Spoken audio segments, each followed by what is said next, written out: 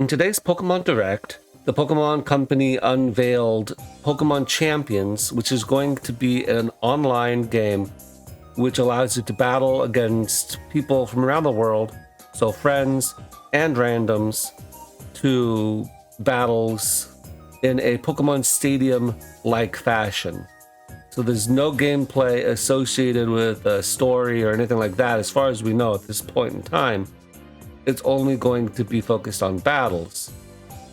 Now this is pretty big, and I think marks somewhat of a departure of Game Freak's previous philosophy on this matter. Now back in 2014, Junichi Masuda, and this is a translation I think, was quoted saying, "It kind of goes back to the core philosophy of Pokemon as a brand. We really want to excite people and surprise them with new things they weren't expecting. The original games, of course, were 2D and in black and white, and seeing them in 3D was a stark contrast. It was kind of a huge surprise for players. Nowadays, the Pokemon are already in 3D, and I'm not sure that better graphics would be quite as impactful or impressive. So in order to come back to the Stadium series, I think we need to have some sort of new invention to justify it." So going off of that, it seems that they have either found that invention to justify it, or they've said, you know what, we need to have a battle simulator or battle mode outside of our core games. For whatever reason, they've decided this. Maybe they figured out a way to monetize it. And we'll get into that a bit later. But in today's video, we're not going to have any visuals on screen. We're just going to talk about some of the implications of this new battle game and how it could impact things like Showdown, the Pokemon community at large, and how people think about playing Pokemon just generally. So let's talk at the beginning about some things that I am pretty excited for. First of all, I do think that it's pretty huge that this is going to be a mobile game. It is nice that it is a Switch game, but I can already play 3D Pokemon battles on my Switch. Now, of course, I can't play 3D Pokemon battles with Mega Evolutions and with Terra and potentially Z-Moves and Dynamax, all in the same game, right? So I would have to choose just one generation. But I could technically, on my Switch, play Pokemon battles. However, when I'm at work, or when I'm on the bus, or when I'm in a restaurant, I can whip out this on my phone and I can play Pokemon on my phone. Currently, I can do that on Showdown, but first of all, let's be honest, Showdown on your phone, the mobile version is not good. I don't like playing Pokemon on my phone most of the time, except for maybe Ranbats, but usually I like to do it on my computer. But having this on my phone in a way that looks sort of nice, that actually could be really fun. You can just play whenever, wherever you want to be. Another thing that I do like, potentially, and these are all potential benefits because we don't actually know some of these things, is that I have been frustrated in the past with the team rental options in games. So in games like Sword and Shield and Scarlet and Violet, the online mode allowed you to store 6 teams, I think is what it was, and actually share them as codes to other trainers. And I really liked that, but then if, I believe this is true at least, if you delete those teams from your list, then people can't use that rental team anymore. Now you can correct me if I'm wrong, but I believe at least in Sword and Shield, that's how it worked. And I don't really like that. I think it would be nice if you just had permanent teams that could be rented out. Sort of how similarly in Omega Ruby Alpha Sapphire, when you made your secret base, the QR code that secret base pertained to just exists. It's just got all the information you need for the secret base. And so you don't need to worry about changing your secret base or stopping playing the game or whatever. That can be loaded up even now, I believe. And it would be nice if these teams that you create, if you share them with other people, you don't have to worry about maintaining that team. You can just have whatever you want. I don't know even if they'll have Pokemon boxes in this game, but it would be nice at least if there were unlimited slots and the teams would be permanent. Another thing that I'm really excited for, and I'm almost positive this will be in the game, is that they will update the stadium look and layout. They will maybe have different music themes. I think that could be really fun because, I mean, Showdown doesn't really care about the aesthetics too much. And the music, I don't really know of anybody who plays Showdown with the sound on. I think that should be the default, is to have the sound music off. But when you play on Wi-Fi, you play Sword and Shield, it's not really that exciting to listen to the same few songs over and over again, and you're always playing in the same stadium, maybe with a different skin over it, but it's the same stadium. Scarlet Violet actually takes you out of the stadium and you can have a few different locations if you're playing locally, but even those feel pretty stale after a while. So having different looking stadiums, having different music themes, that could be nice, just to freshen things up regularly. Another thing I wanted to talk about, and this is changing gears just a little bit, is if I have this game as Game Freak, I'm thinking, okay, I've got this game mode where I can have my VGC content. Then in theory, I don't even need to have to worry about having VGC in the main games. I can keep it all here. And as we saw in the Legends ZA trailer today, they're trying to branch out and trying to make the battles more dynamic. Right now, the Pokemon can dodge attacks and things like that. We're not going to talk about Legends ZA today, but just that to say, maybe they want to make the mainline games different, just generally speaking, but they want to keep the core Pokemon gameplay intact here, always. So this does allow the main games to have a bit more flexibility and explore different avenues of battling. Probably, I think the main line games would still stick with their standard gameplay format, because you don't want to change that up too much.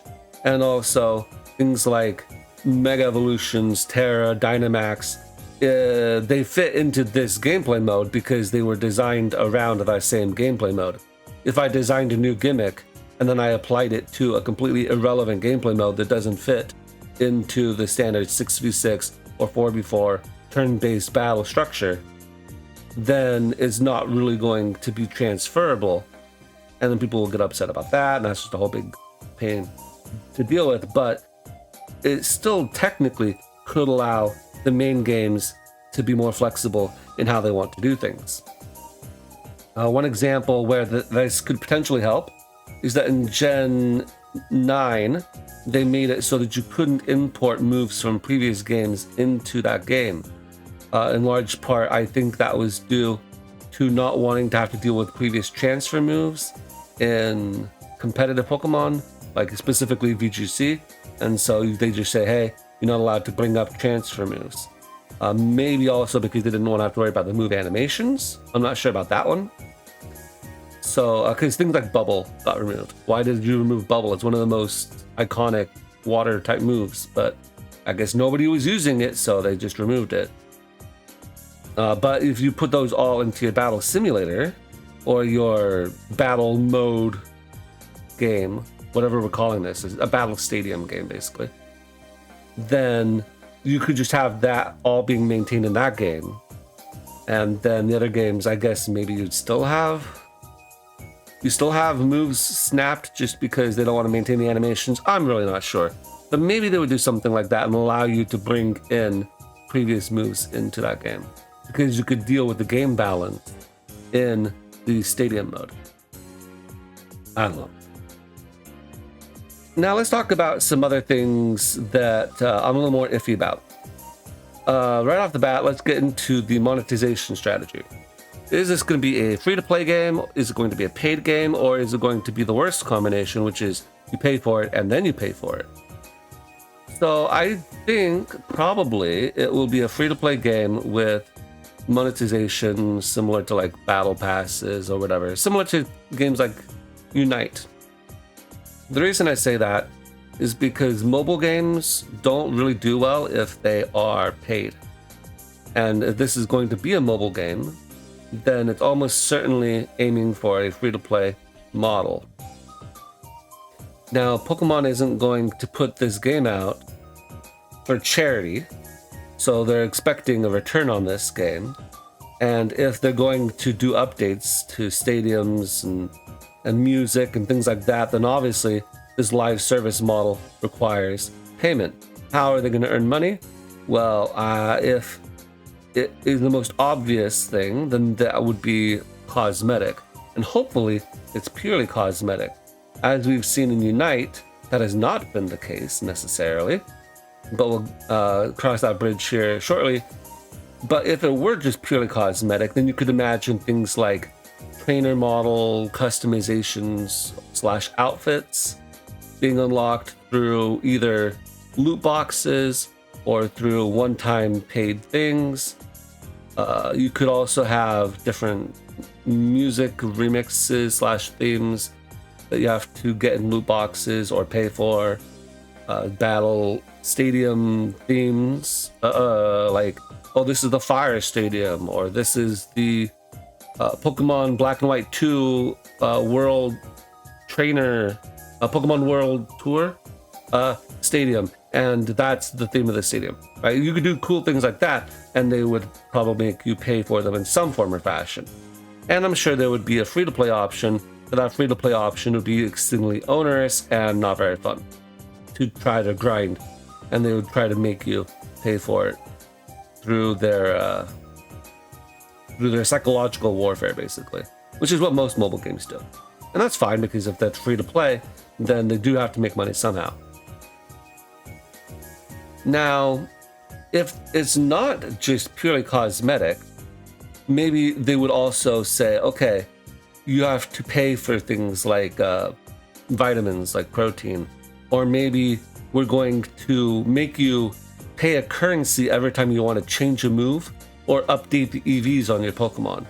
You know, they used to make you use heart scales to remember moves in Pokemon. So maybe I'll make you pay a currency or buy TMs or things like that. Pokemon Go currently does that. If you want to change moves on your Pokemon, you have to buy a TM. And Pokemon Go does it even worse, where you can't even choose the replacement move. I don't think you could do that in this kind of game where Pokemon have more than just like 3 or 4 moves. But they have been shown to monetize changing moves on Pokemon.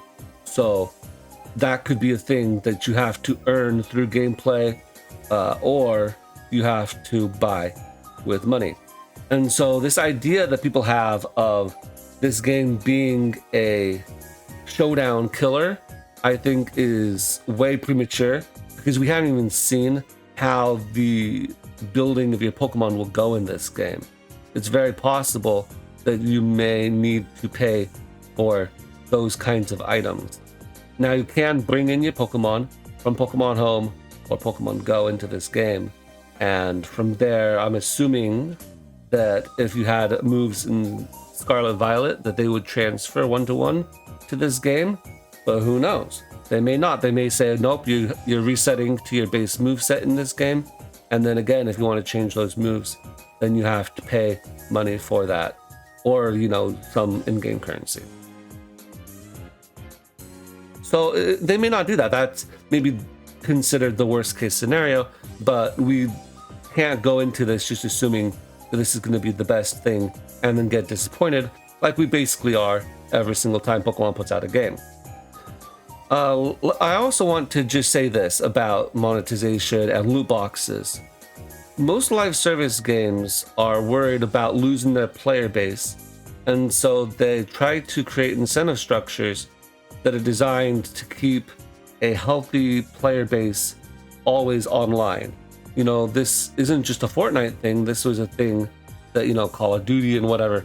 They want to always keep players in lobbies, because if you load into a match and it takes you 20 minutes just to find a game, that would be awful. And Showdown in recent times has had some struggles getting people to play certain tiers that even in the past might have been well played. You know, if you try to play high ladder PU game, you're not going to really find that often. You know, nobody's going to be playing NatDex, are you? These are game modes that aren't frequently played. You can always find a Ranbats game, right? And you can usually almost always find OU, UU, and whatever, but the lower tiers really struggle. The side modes aren't going to be played very often. And so even Showdown struggles from that to a certain extent, but generally speaking, if you're playing one of the more common modes, or one of the more time-gated modes, you know, the monthly OMs, then you can just go on to Showdown and you can find players to face, and you don't have to incentivize those players to exist. The players will come if your gameplay is good, and that's all you need. And Pokemon Showdown has proven that over the past 12, 15, however many years it's been online, that people are willing to play using their simulator, even the VGC guys, because it really is the superior way to play Pokemon, except for graphics, obviously. So I don't think they should need to add a loot box to this game to make people want to play. I shouldn't need to go in and do my dailies, right? But as we see with the TCG Online, that's a thing. And so I'm expecting in this game to be free to play. You're gonna have to log in, play a game every day, even if it's against a bot or something. I don't know how it works exactly. That way you can do your dailies and always be online.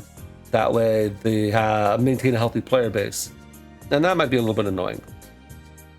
So we'll see about that. Now let's talk about some other quality of life features that may or may not be present depending on how smart the people that make this game are. Smart / willing to actually give in to their fans' wishes as opposed to being obstinate. For example, a timer. Timer's been a big sticking point with especially singles players over the past few generations. If you're playing the VGC, a 20-minute timer is probably a good thing because VGC matches should not take that long. Now, a singles match may take 60 minutes. It may not. It usually does not take more than 20 or 30 minutes, but a high-level singles match could take longer. And Showdown has shown that you don't need a global timer. You just need a timeout timer, right? If your opponent decides to rage quit, you give them 2 minutes, which is exceedingly generous. It should only be 60 seconds, really. But you give them a quick timeout timer, and that's all you need to prevent people from timer stalling, I think. But even if you wanted to give 60 minutes, then that would be fine for most purposes. But this 20-minute only timer and 60 minutes if you happen to schedule a match against your opponent in advance, that's nonsense. So they should have a custom timer where you can choose the amount of time. Frankly, if you're playing against your friends, you should be able to make it so that there's no timer at all. Another thing that we'll see how they implement is a ladder / ranking system. Obviously, VGC and Battle Stadium Singles has a ladder system currently in place. You're able to just rank up from Pokeball rank to Great Ball, Ultra, and Master, and that seems to be sufficient. Now, they don't have an online scoreboard as far as I know. I'm trying to remember if they do. And you can correct me if I'm wrong. I may have forgotten. I think, did Sword and Shield do some kind of online ranked where you could view it? I don't remember if I'm being honest, but it would be nice if you could have some kind of ladder that you could view and see, oh, who's number one on the ladder currently. Maybe even see what teams they're using. Although maybe you wouldn't want to do that because then that would leak teams, especially problematic VGC. But that could be something to consider. I'm not like super worried about that, but just to throw that out there. Another big one that has been a major problem in the past is friend finding.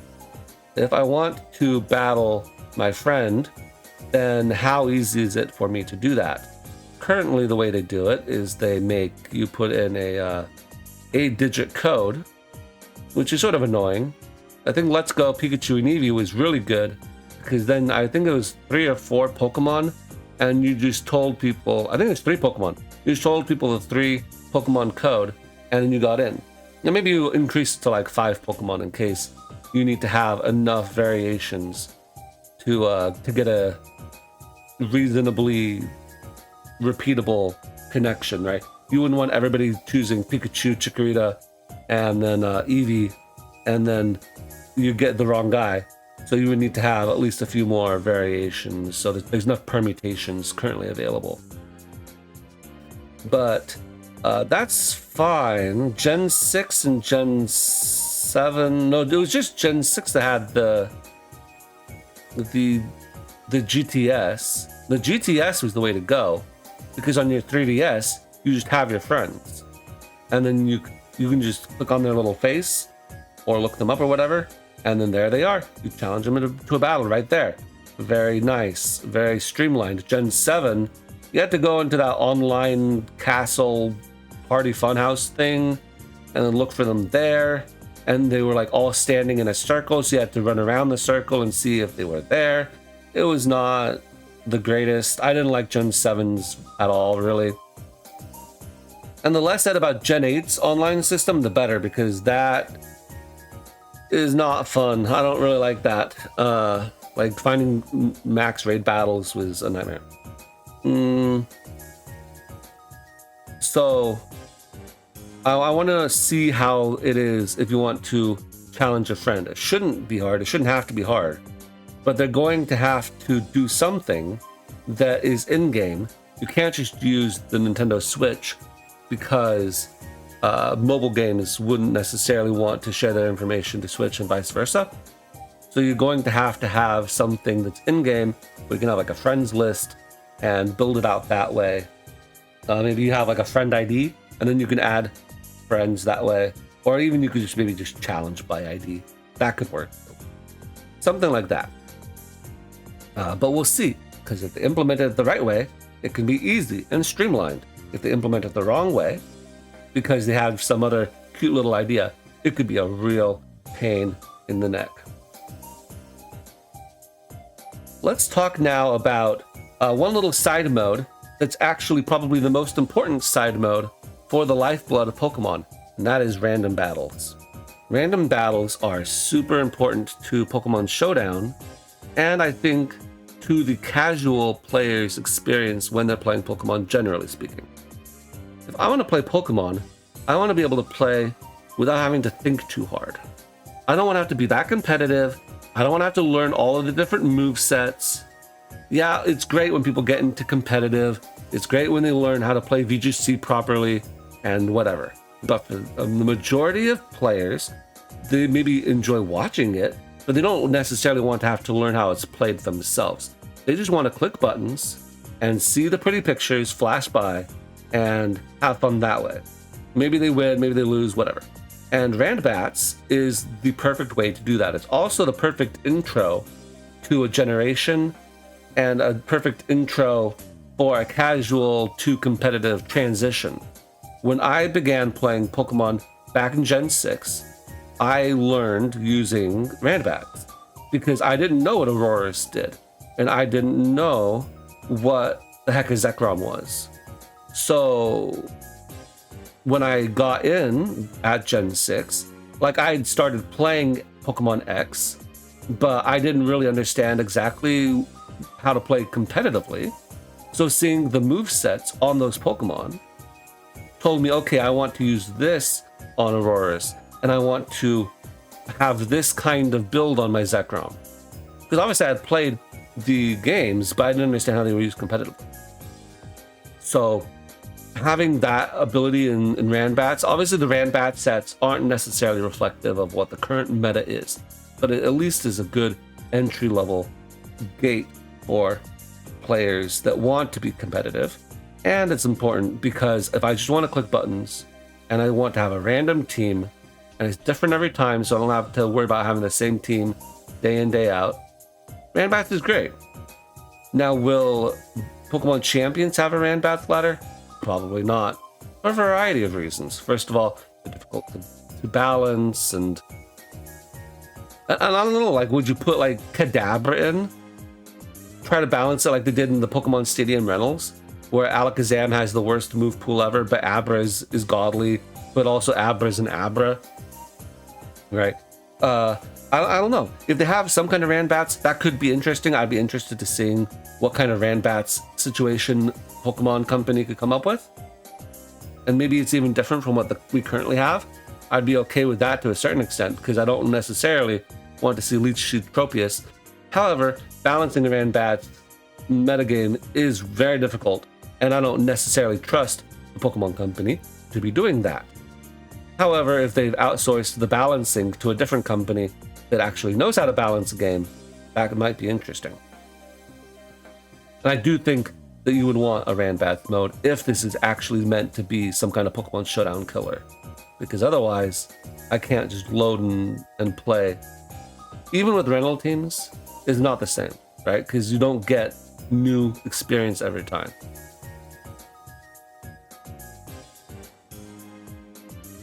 Now let's talk about some of my main concerns when it comes to this game, and why I do not think that this game is going to replace Pokemon Showdown.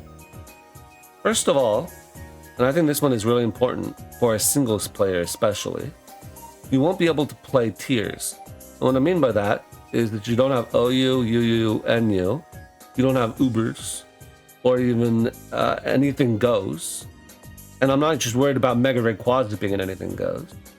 If we're talking about balancing things, how about you load up into this game and somebody's got the Terra Electric Air Balloon Shedinja, right? Somebody has Shedinja and you're like, well, I can't beat that. That's not fun. Or somebody brings in Assist Cats, right? One of these broken strategies. Now, Pokemon could alleviate that in particular by banning certain things, but now we're sounding like Smogon.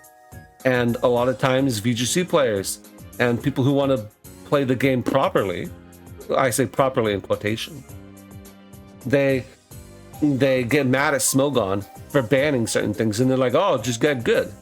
Well, that kind of strategy is something that's going to kill your ladder, kill your metagame. And you're going to have to know how to balance around it. And I don't trust Pokemon Company to balance around that in a singles perspective. Something like BSS, where it's only 3v3, a lot harder to pull off weird strategies like that. A lot harder to get baton pass chains going. It's a lot harder to do assist cats. And so in Battle Stadium singles, you can control that more easily. Now, if they were to say, okay, Terra Shedinja is a problem, either they ban Terra on Shedinja specifically, or they make it so that Shedinja and Terra are never available at the same time, or they just throw their hands up and say, well, everybody has to have Sandstorm now, or whatever the heck you're supposed to use to beat it. So you don't have any tiers, so you're not able to have anything goes. You don't have the ability to stop people from using Uber's Pokemon in OU. Now, they might have some kind of system that says you're not allowed to use restricted legendaries. But as singles players know, not all restricted legendaries need to be restricted, like Zamazenta. With certain exceptions. Terapagos without Terra would be another example. Doesn't need to be restricted. Probably doesn't even need help. It probably needs help at that point, trying to be good. Pokemon that previously were thought to be uber broken, like Darkrai or Deoxys defense, now, no, well, I mean, Darkrai is a little bit good, I guess, but not really that good. And Deoxys defense is all the way down in, I think, NUBL. So, yeah, just giving a blanket ban for restricteds isn't a band-aid. Also, Pokemon that maybe aren't restricted in BGC should be restricted, like Annihilate, or Chi-Yu and Chien-Pao, and Espatra, because their competitive strategies are broken in singles, whereas in doubles, they're much more balanced. So not having tiers prevents busted Pokemon from getting lower tiers. It also means that Pokemon that are inherently bad, like Golduck, and at least in a singles perspective, right, aren't going to be usable because everybody's going to be running around with the broken stuff. Remember what happened in Let's Go meta? For those of you who remember watching Let's Go meta or playing Let's Go meta, people just rock up with Mewtwo. And it's like, well, I was trying to have fun out here with a normal team, but you just rolled up with your Mega Mewtwo. So I guess I lose now. That's not very fun. Let's talk now about another thing that you won't be able to have. That is old generation support. If I want to play Gen 3 OU, I can't do that on this simulator or this Battle Stadium game. And I can't do Gen 5 NU or Gen 6 RU. I can't really do those on Showdown except for maybe Gen 3 OU and a couple of the other popular ones because players aren't really playing it. But you can if you get into the forum room of your choosing. Let's say you wanted to play Gen 5 NU. Well, you can get Gen 5 NU games by going into the forum room on Showdown, and periodically they have tournaments that are held where people will join and play those tiers. You could also even just say, hey, anybody want to play this gen in the tier of the room you're in? And somebody may challenge you, and that's the way you can play those old gens. Cannot do that at all in this Pokemon Champions game. Now, one might say, well, you totally could. All you have to do is you just use the Pokemon from that generation. But all sorts of things have changed. For example, how do I turn off abilities? I can't turn off abilities. Then how am I supposed to play Gen 1 and Gen 2? Pokemon changed their abilities all the time. I can't use Gen 5 Gigalith because Gen 5 Gigalith didn't have Sandstream. And I can't even use Gen 5 Trimecho, because Trimecho had his stats changed. So all of these things throw off the balancing of what was in those games. And that is to say nothing of the entire mechanics changes, like the physical special split, or Gen 5 sleep, or pre-Gen 6 weather, or pre-Gen 6 electric getting paired, or pre-Gen 6 grasses getting spored, or all the other changes that happened in Gen 6. There were a lot of changes in Gen 6. There are a lot of things that you can't replicate with older gens. So similarly to how BDSP is not the same as Gen 4, you can't just play an old gen in this. What would be cool, and I would actually be very excited to see this happen in Pokemon Champions, would be as if they had sort of a WoW Classic flair, where you could enter in to an old, like, Game Boy style simulator where everything was balanced, including having all the glitches and everything. That would be a lot of work for a relatively niche gameplay mode, and they better have no timer on for the Gen 2 games, because those are going to take forever. Next thing to complain about. What happens if I want to play with Runerigus? Runerigus, that's a Pokemon that not many people are very excited about. And so I doubt that would be at the top of Game Freak's priority list when it comes to adding it to this game. And this game is not going to have all Pokemon on launch. So we have two different options with that now that we know that it's not going to have all Pokemon on launch.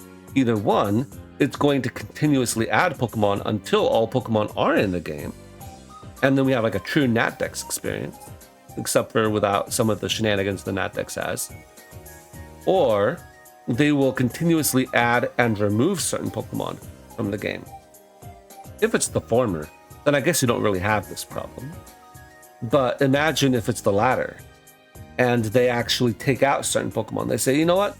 This month we're not going to allow Garchomp in the game, and we're going to add in instead Delphox or something, right? And they have just a list of added and removed Pokemon. Well, that would mean for that entire month, if Garchomp was your favorite Pokemon ever and you wanted to use your Cynthia LARP team, well, you can't for that entire month, or however long that season lasts. What would even get better and more hilarious is if they banned items. Let's say that for this month we've banned heavy duty boots. Well, okay, I guess it's back to Gen 7 meta. where everything gets spikes and nothing is default now, I guess. So that'll be fun. Or maybe they ban leftovers. Or maybe it's just item cost. Who knows? But they could restrict you in different ways, and maybe it could add to the experience, but it also would keep a off-kilter meta, I think, where we see these metas develop in Smogon for months into years, and by the end, the metagames stabilize and they get more balanced as time goes on, even with tier shifts, you know, with maybe a few exceptions near the end of a gen where things get a little bit wonky. For whatever reason, you know, Azelf ends up in a tier too high or what have you. But generally speaking, these tiers get balanced and smoothed out because there's not a lot of weird stuff happening where people are shaking up the ladder just for kicks and giggles. But if this is anything like other live service games, that is exactly what will happen. You know, something like Pokemon Unite changes the map, changes the legendary you have to fight and other things. I'm not saying that's a bad idea for that game. I think that's a good idea for that game. But this isn't that game. And the game is entirely different. So in terms of like how you build the metagame needs to be able to establish itself. And you can't keep changing things and expect things to be fixed. VGC has been doing that somewhat in recent times by banning restricted legendaries or banning paradox Pokemon, and then certain other things get to rise, like Sneasler used to be really good while the restricted legendaries were gone, and now the restricted legendaries are back. Nobody ever uses Sneasler. That kind of thing, fine, I guess, but ultimately, if we're worried about like, are people going to get invested in this tier? For VGC, maybe they get invested in it. I don't really see singles players getting invested in it. And I really do think that it's very funny when people say, oh, I don't like Smogon because they banned my favorite Pokemon.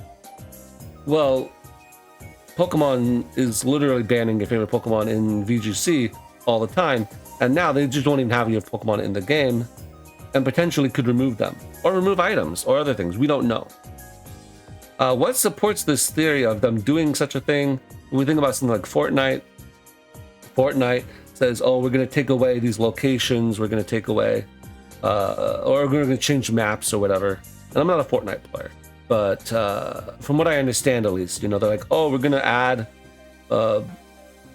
Rusty Lakes or whatever the heck that place is called. I don't even remember. And you see it in all the news articles, even though you have no interest in Fortnite. So if they did that with this game, because that will drive player engagement, is, oh, now the meta has changed, now it's different.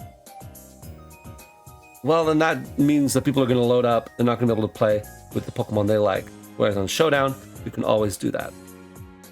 You can always play a metagame where your Pokemon is allowed.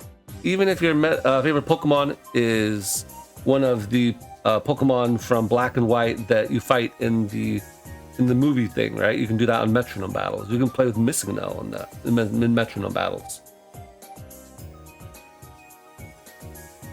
Let's talk about this game from a content creator standpoint.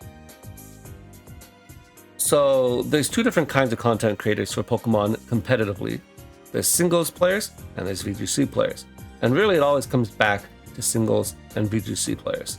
And we'll talk a little bit about that at the end, but singles players generally play Showdown. And that isn't 100% true. There are people who play Wi-Fi battles and there are people who play BSS. And I guess I would lump those in with single players, even though I do think that 3v3 is a much different game from 6v6. And by much different game, I mean radically different, because the strategies employed in 3v3 are extremely different from 6v6. But most 6v6 players generally stick to Showdown for their content. And the reason for that is twofold. First of all, you would need to challenge people every time you wanted to get a game, because again, online does not have tiering. And so you have to play in this battle simulator that also does not have things like sleep clause. Sleep clause, of course, being removed now, actually aids in that aspect because, you know, you get 2 sleeps with Dire Claw. Well, that's not a problem now because Sleep Clause doesn't exist. And now you just don't have to, you're not allowed to click Spore. And so that actually sort of helps in that regard. But the lack of tiers means you would have to challenge people individually. And so that's great when you want to challenge a known content creator. But if you don't, and you just want to challenge randoms, then you have to have something set up where you can do that. Again, going back to Let's Go had Pikachu, Pikachu, Pikachu, and you could find single 6v6 battles on that specifically.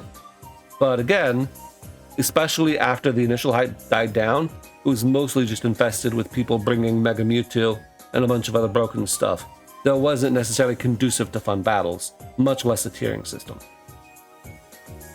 The second reason singles players prefer Showdown is because the amount of battles you can get is dramatically increased when you play on a simulator that doesn't have animations. It doesn't have little pop-up boxes for every little dinky thing. Everything can be just shown on the side very quickly. Move animations can be skipped by saying skip to end of the turn, and you can get your battles done in maybe a third or less of the time that it would take you to find your battles on Wi-Fi. Of course, singles battles players also prefer to play on Showdown because you don't have to worry about building your team, which is a huge problem for content creators generally. Now, when it comes to VGC, you're able to make rental teams that are usable in VGC, which is nice. And so content creators can use rental teams and don't have to worry about creating their own teams. That helps them out a lot. And as a result, you see VGC content creators generally prefer to use in-game. They also tend to prefer that, I think, because going back to the timer issue, VGC games would go faster if you played them on Showdown, but VGC games are generally faster anyway. But at least, you know, going off of what I've seen is mostly Cybertron, because he's one of the few VGC creators I can actually stand. I actually do like Cybertron quite a lot, so don't get me wrong on that. I like Cybertron, but some of the other ones I cannot stand. So when he does his, at least some of the ones I've seen, he does like 2 battles, maybe 3 a video, right? A Showdown singles video with 3 battles means that you played a bunch of stall players, or you didn't have much time today and it's only a 17-minute video. But generally, the current format for Showdown singles players is you can get, you know, 5, 6, 7 battles in the same amount of time that a VGC player would get 3. And so that gives you more battles to go through, which is nice. But VGC has much shorter battles, and you can have those battle teams shared a lot more easily. And so, you know, VGC, they're already familiar with playing in-game. That's the expected, you know, regional and worlds experience is to play in-game. And so they might as well have their battles also be in-game. So for content creators, I do expect with Pokemon Champions that singles players will play somewhat in Pokemon Champions if things like friend finding and the timer are well implemented. And if the Wi-Fi is good, you know, that's an entirely different can of worms. Maybe people get disconnected all the time. In Showdown, if people get disconnected, they have a grace period for returning. In normal Wi-Fi battles, you can't do that. They just kick you and it's like, well, the game's over. And that's not a fun way to play the game. But if the Wi-Fi is good, if friend finding is good, if there's a sufficient timer, I could definitely see singles players playing with Pokemon Champions. But at the end of the day, I do think they will much prefer to stick to Showdown, where they can get more battles per game, and where there's a tiering system implemented that actually allows you to use any Pokemon that you want to. To finish off this video, I just want to briefly talk about a fundamental difference between singles players and doubles players. or maybe multiple fundamental differences. Singles players, I think, view the game of Pokemon in a much different way than doubles players. And I'm not talking really about the VGC players think that Incineroar is the most busted Pokemon, and, you know, that the singles players just like to hack their games or whatever you may think about them. Singles players would like to play in game, but like Wi-Fi battles and whatever, right? But it is nice to be able to just get quick battles that you can actually play, and quick in the sense that it's quick animations, right? Because singles battles are played in a much different way. Unless you're playing a really offensive game, you're not going to usually end within 6 turns. And VGC doesn't necessarily end in 6 turns, but it can end in, 8 or 10 turns. Whereas a singles game that takes that short of time, that's a ridiculously short battle. Usually, on average, a singles game takes 20 to 30 turns, and some will take upwards of 60. And that's not even really that crazy. So having to play that out in real time on Wi-Fi is actually not preferred. Singles players also prefer to have the tiering system, maybe not necessarily of Smogon, but some form of tiering system, because singles battles are much more inherently designed to run away from you. Either where I have a bunch of setup and my opponent has nothing to stop that setup, and I just sweep their entire team, or my opponent responds to that immediate pressure by bringing a full stall team, and now I can't break their Dondozo, Clodsire, Blisseycore, right? So singles players have different needs for what their game should be. VGC players, on the other hand, have the doubles format, which allows for different kinds of strategies, and the games more recently have been more balanced towards that. Think of something like Dynamax. Even the VGC players, I feel like, didn't necessarily like Dynamax, but obviously it was so inherently broken in singles that it had to get banned. But the VGC players were still able to play around it. VGC players also sort of have it is what it is mentality when it comes to these things, where how many years have VGC players been complaining about Incineroar, Rillaboom, Regieleki, Spectre, things like that are just so obviously overpowered and stifling for the metagame. They need some kind of nerf balance. And Pokemon has tried doing that, right? They made it so that there's more things that are immune to Intimidate. They made it so that they like their Amulet for Intimidate, and they made it so that Grassy Glide was weaker, stuff like that. That all made sense, but it still apparently wasn't enough. But VGC players, they sort of just take it and they're like, oh, I guess so this is what it is. If VGC players have the same kind of mentality as singles players, what you would see, I think, is that they would play double Zoyo, because double Zoyo is still double battle. But now you can actually balance things because it's not controlled by Pokemon, by Game Freak or the Pokemon Company, whoever's doing that. You can actually decide what should be allowed in doubles OU and what should not be allowed in doubles OU. Also, if you want to use all the Pokemon in the game, well, VGC is not your format because you cannot use Mythical. And so if you want to play with Manaphy in doubles, you've got to go to things like doubles OU or whatever. But VGC players don't seem to have a problem with that. They're like, well, I guess that's just how it is. Whereas singles players are much more opposed to that kind of thing.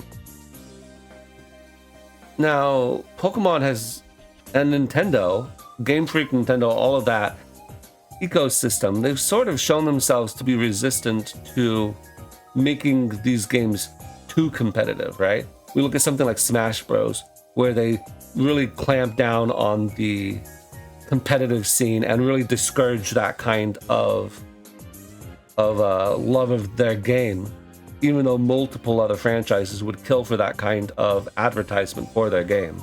Nintendo says no. And Game Freak says, hey, we're going to give you this timer and you're going to like it. They say, hey, we're not going to balance anything for singles. We're not going to give you custom rule sets. Even things that were available in Gen 4 with Battle Revolution, we're not going to give you things like that, like Little Cup. You can't play that in game, except for maybe one time during an event. We're not going to allow you to play pubs 6v6. It's only BSS. There's no 6v6, and I can just load up a team and play. So what's up with that? But VGC players are like, whoa, that's just how it is. And that's not to diminish VGC players, because they're playing the official format that Pokemon has put forth. And I don't think there's anything wrong with doing that either. If that's what you want to do, then go for it. But also, I don't like it when VGC players dismiss singles players as not being competitive Pokemon, or always trumpet the fact that they are playing the official. You're playing some cheap knockoff, right? It's sort of an elitist attitude to have. But then singles players also can have an elitist attitude towards the VGC players. And so I don't really like that either. That being said, as a singles player, I am more biased towards their persuasions than the VGC side. So I do think that singles players and doubles players are fundamentally different. And so I do think that doubles players are going to take the Pokemon champions much more readily than singles players. And I think that singles players may augment their schedules or their content creation or their gameplay with Pokemon champions. And I think that maybe casuals might play Pokemon champions to an equal degree or more degree than Showdown. But any actual hardcore competitive singles player will primarily probably stick to Showdown.